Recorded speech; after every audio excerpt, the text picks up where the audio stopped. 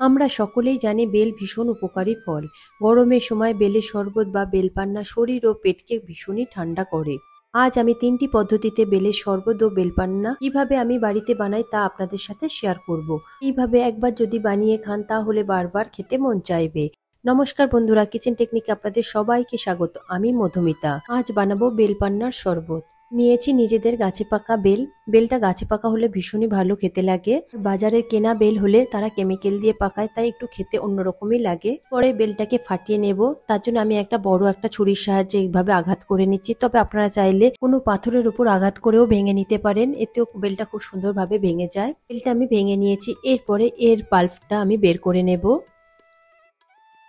এটাকে আমি সরিয়ে রাখলাম। রেখে এবার একটা বড় দেখে বোল নিয়ে নেব আর একটা চামচ নেব। নিয়ে চামচের সাহায্যে এই পাল্পটাকে খুব সুন্দরভাবে বের করে নেবেন। বেলটা গাছে পাকা হলে খুব সুন্দরভাবে পাল্পটা উঠে আসবে। চামচের সাহায্যে এবার পাল্পটা পুরো তুলে নেব আমি।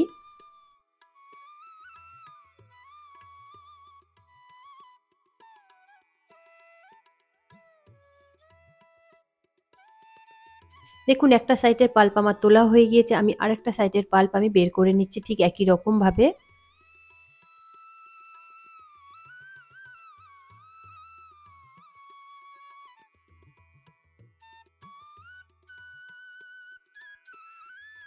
দেখুন, পুরো গোটা বেলটার পাল্প আমার বের করা হয়ে গিয়েছে। একটা বেল থেকে আমার অনেকটাই পাল্প বেরিয়েছে, যেহেতু বেলটা অনেকটাই বড় ছিল। এরপরে অল্প করে একটু জল দেব, দিয়ে হাত দিয়ে খুব ভালো করে মেখে নেব, এতে করে পুরো পাল্পটা যাতে বেরিয়ে যায়।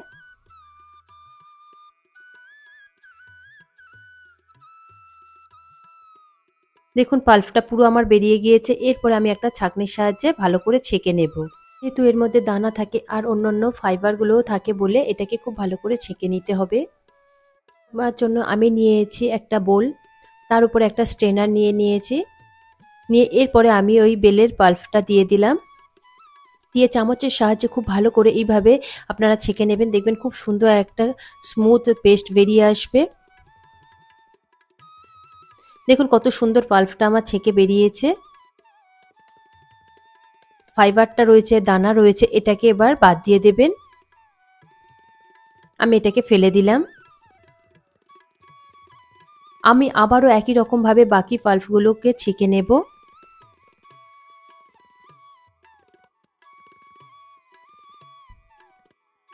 দেখুন, সমস্ত পাল্প আমার বের করা হয়ে গিয়েছে। আমার একটা বেল থেকে অনেকটাই পাল্প বেরিয়েছে। এর থেকে আমি 3 রকম পদ্ধতিতে শরবত বানাবো।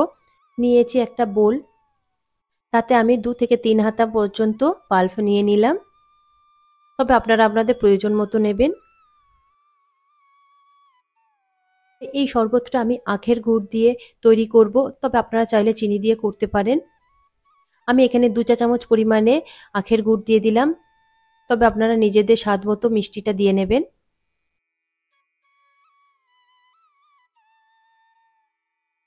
এরপরে আমি দিয়ে দেব স্বাদ মতো একটু নুন। এটা আমি বিট লবণ ব্যবহার করেছি। এরপরে দিয়ে দেব ঠান্ডা জল। আপনারা অবশ্যই ঠান্ডা জল পরিবেশন করবেন। ঠান্ডা জল দিয়ে আমি আখের গুড়টার সাথে বেলের পাল্পটা আমি খুব ভালো করে মিশিয়ে নেব। তবে এই পদ্ধতিতে আমরা প্রায় ঘরে করে থাকি, তবে আরো দুটো যে পদ্ধতি রয়েছে একটু অন্য রকমের।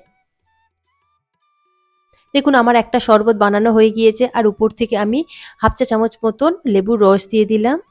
এতে করে টেস্ট আর ফ্লেভারটা খুবই সুন্দর আসবে। রেডি হয়ে গিয়েছে আমার একটা বেলের শরবত। এরপরে আমি এটাকে গ্লাসে সার্ভ করে দেখাবো।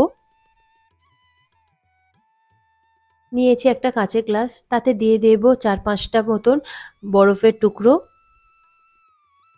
এরপরে আমি ওই বেলের শরবতটা দিয়ে দেব। তবে বেলের শরবত ঠান্ডা ঠান্ডা পরিবেশন করলে ভীষণই ভালো লাগে গরমের সময়।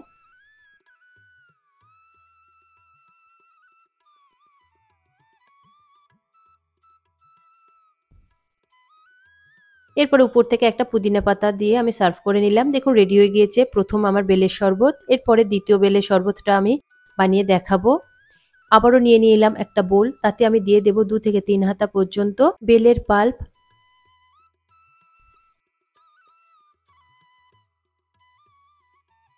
দিয়ে দেব 2 থেকে 3 চা চামচ পর্যন্ত চিনি, তবে চিনিটা আপনারা নিজেদের টেস্ট মতো দেবেন।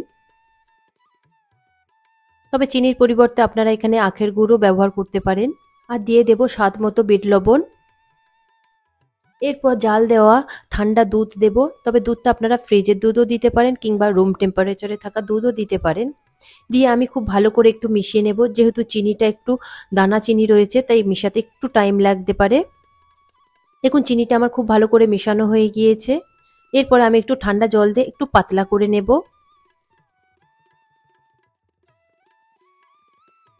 দেখুন আমার দুধ দিয়ে বেলের শরবত বানানো হয়ে গিয়েছে। এরপরে এটাকে আমি গ্লাসে সার্ভ করে দেখাবো। আমি নিয়ে নেব বেশ কিছুটা আইস কিউব। এরপরে দিয়ে দেব 2-3টে পুদিনা পাতা। পুদিনা পাতাটা ক্রাশ করবার কোনো দরকার নেই, জাস্ট একটু ছিঁড়ে দিলেই হবে, ওতে হালকা একটা ফ্লেভার বের হবে। এরপর দুধ দিয়ে বেলের শরবত আমি গ্লাসের মধ্যে ভরে দেব। আর করলে সেখানে আপনারা পাতিলেবুর রস ব্যবহার করবেন না, এতে করে দুধটা কেটে যেতে পারে। এরপর একটা চামচ দিয়ে আমি খুব ভালো করে মিশিয়ে নেব, যেহেতু পুদিনা পাতা দিয়েছি তাই। উপর থেকে আমি একটা পুদিনা পাতা সার্ভ করে দিলাম। দেখুন রেডি হয়ে গিয়েছে দ্বিতীয় পদ্ধতিতে বেলের শরবত। দু রকম পদ্ধতিতে বেলের শরবত রেডি হয়ে গিয়েছে। এরপরে আমি 3 নম্বর বেলের পান্নাটা করে দেখাবো। এটা আমি বেল পান্না বানাবো। নিয়েছি একটা কড়াই। কড়াইটা উষ্ণ গরম হলে আমি দিয়ে দেব বেলের পাল্পটা। এই সময় গ্যাসের ফ্লেমটা আপনারা অবশ্যই লোতে রাখবেন, তা নাহলে কিন্তু কড়াইয়ের গায়ে লেগে যেতে পারে। এরপরে কন্টিনিউ লো ফ্লেমে রেখে এইভাবে স্প্যাচুলার সাহায্যে নাড়াচাড়া করতে থাকবেন। দেখবেন যে বেলের পাল্পটা অনেকটাই কালার চেঞ্জ হতে শুরু করবে। এখন বেলের পাল্পটা অনেকটাই কালার চেঞ্জ হয়ে গিয়েছে।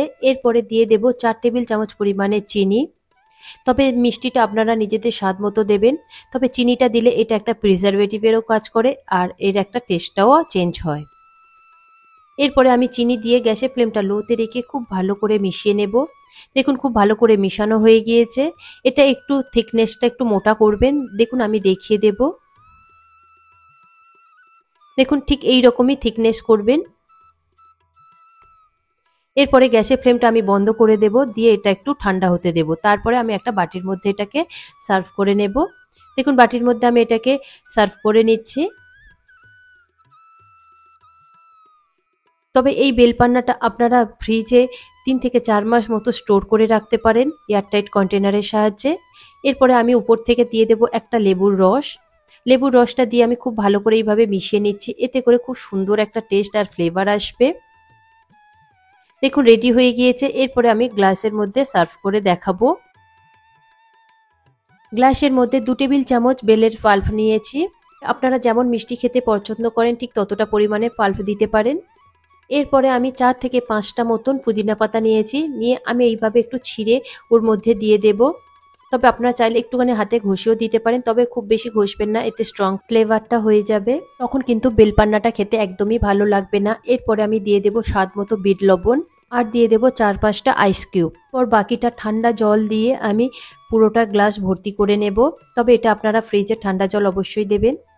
দিয়ে এরপরে আমি চামচের সাহায্যে খুব ভালো করে মিশিয়ে নিচ্ছি। রেডি হয়ে গিয়েছে আমার বেলপান্না। পান্নাটা খেতে কিন্তু অসাধারণ হয়েছে। এই 3 রকম পদ্ধতিতে আপনারা একবার বানিয়ে দেখবেন।